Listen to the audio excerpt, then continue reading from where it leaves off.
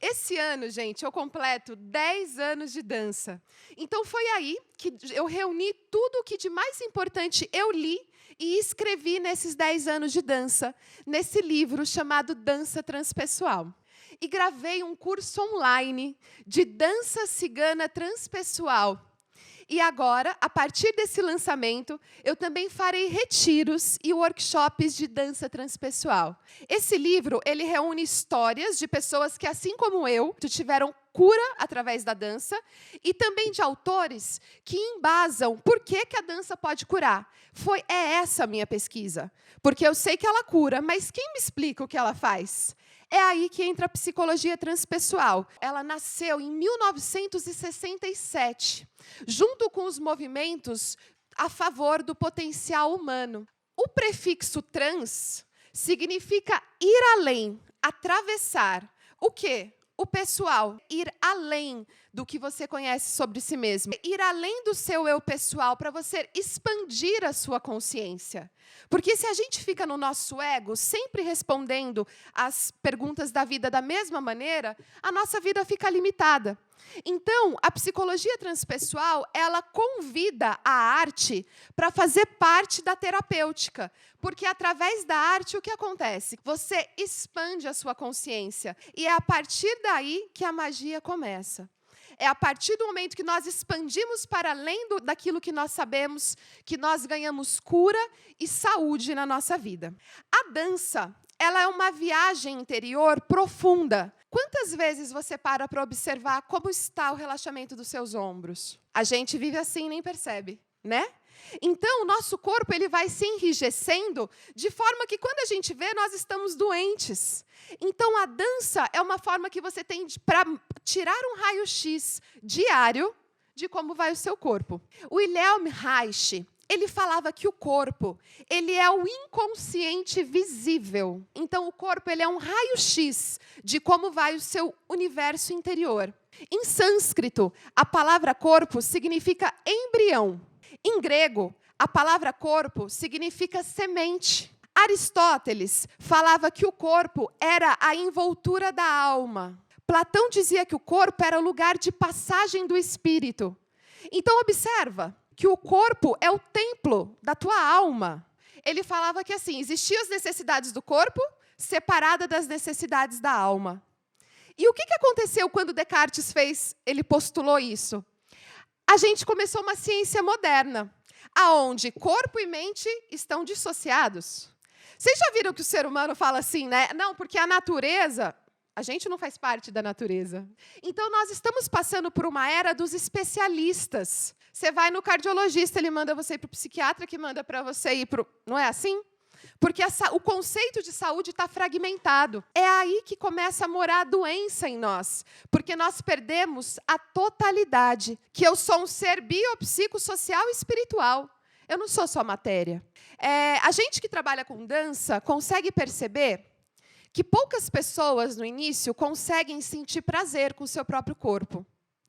Muito menos com o corpo do outro, como, por exemplo, numa dança de salão. Nós temos um tabu, desde criança, que o nosso corpo ele é um motivo de vergonha. O outro toca a gente não gosta. Então, olha como tem tantas couraças, tantas rigidez em cima do nosso corpo. O convite da dança é para que nós possamos realmente viver o prazer do corpo, estar presente, porque nós somos pessoas individuais e cada um tem uma função única e irrepetível nesse mundo. Se eu não entrego o meu potencial para o mundo, fica faltando uma parte que ninguém pode substituir. Como eu gosto de dizer, porque uma vez eu li, eu achei lindo, nós somos crianças irrepetíveis de Deus. Ninguém faz o seu papel. Então, essa liberdade com o próprio corpo, esse assumir-se, faz parte do desenvolvimento humano. E a dança pode contribuir com isso. Um grande teórico da psicologia transpessoal, Maslow, ele fala que nós temos uma coisa dentro de nós chamada pulsão transcendente. Um ímpeto de se tornar cada vez melhor. Apesar de todos nós termos sonhos, observa que são poucas as pessoas que realmente conquistam esses sonhos. Por quê? Segundo Maslow, nós temos mais medo de ser felizes do que vontade. Nós temos medo de morrer, mas nós também temos medo de viver. Isso já dizia Otto Rank, que é um outro escritor muito interessante. E ele falava que, por exemplo, Maslow, ele entrava na sala de aula e falava para os alunos dele: quem aqui vai mudar o mundo? Quem aqui vai escrever um grande livro? Quem aqui vai mudar gerações e transformar? Diz que os alunos dele falavam assim: nossa, professor, nunca. E ele falava: se não for vocês, quem vai ser? Então, a gente tende a postergar, a adiar a nossa felicidade. Ir atrás do seu sonho tem a ver com se destacar da massa. Se você coloca a sua voz e vai para cima e demonstra o que você quer fazer, você se destaca dessa massa reconfortante. Porque é fácil, tá todo mundo de calça jeans e camiseta branca. O difícil é você vestir do jeito que você gosta de fato. E você se assumir, porque isso traz solidão. O processo de individuação, ele é solitário. Então, é por isso, voltando lá em Maslow, que a gente tem muito mais medo de viver do que de morrer. Essa é a minha pesquisa que justifica o porquê, neste agora, nós vivemos uma epidemia de crise mental no mundo. Eu vou trazer alguns números para vocês entenderem a gravidade. No nosso planeta, existem 300 milhões de pessoas com depressão. Ou seja, 5% da população do planeta está passando por depressão. No Brasil, 5,8%, ou seja, maior do que a média mundial, possui depressão. A gente fica atrás, nas Américas, somente dos Estados Unidos, que tem 5,9%. Olha que ponto estamos chegando. Vocês sabiam que o Brasil é recordista mundial de transtorno de ansiedade? 10% da nossa população tem transtorno de ansiedade. Em São Paulo, sabe quantos por cento? 20% da população de paulistanos possui transtorno de ansiedade. E 11% de depressão. O número de suicídio aumentou do ano 2000 para cá em 30%. E a maior parte dessas mortes são pessoas que estavam passando por transtorno de saúde mental. E essas pessoas, assim como eu passei, sofrem com o rótulo de loucura.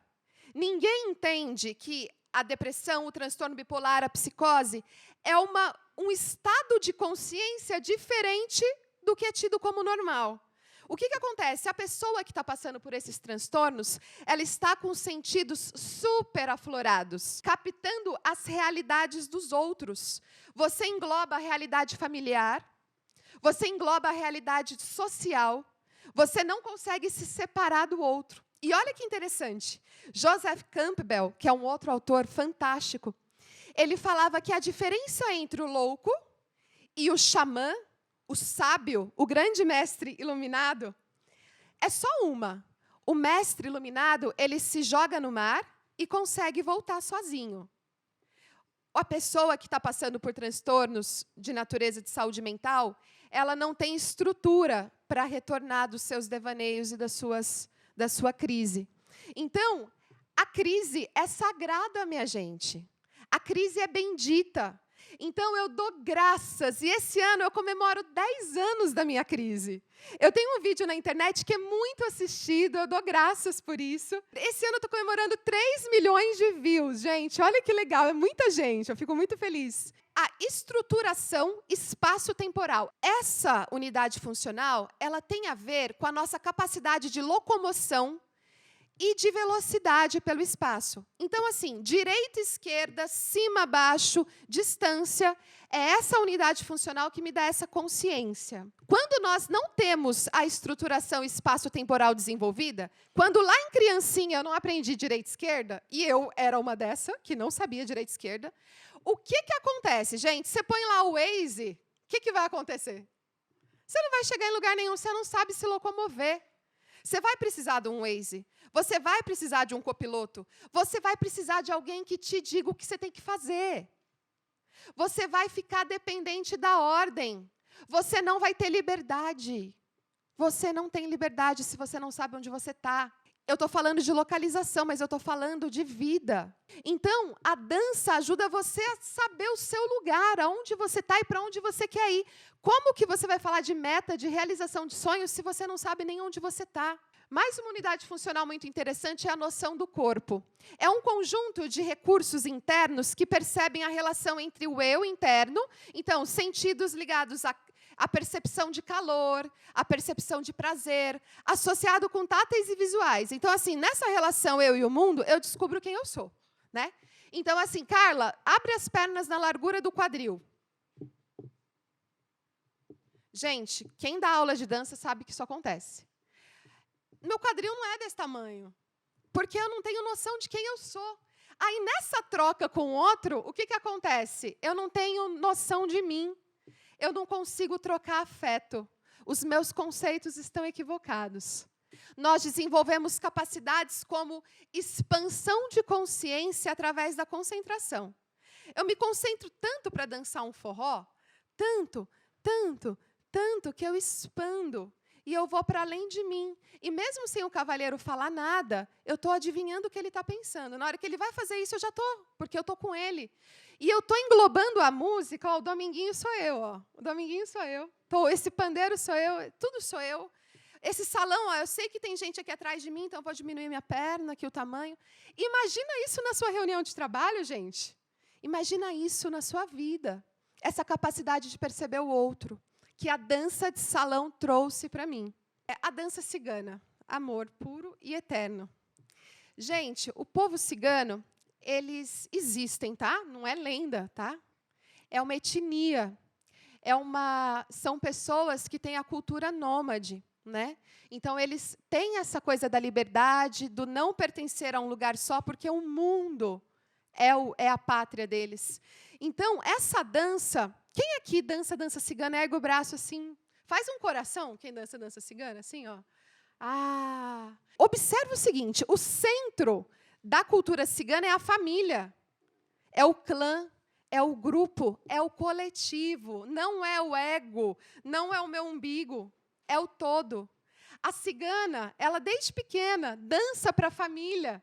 A família tem uma unidade. Vocês estão entendendo a espiritualidade que eu estou falando? Não estou falando de religião. Eu estou falando desse sentimento de pertencer a uma coisa muito maior do que eu sou. Mais algumas coisas, a gente dança com uma saia bem rodada, que naturalmente, você que está aqui assim, né, pega a saia e começa a girar. E só de você girar com os braços abertos, o vento você penteia o vento.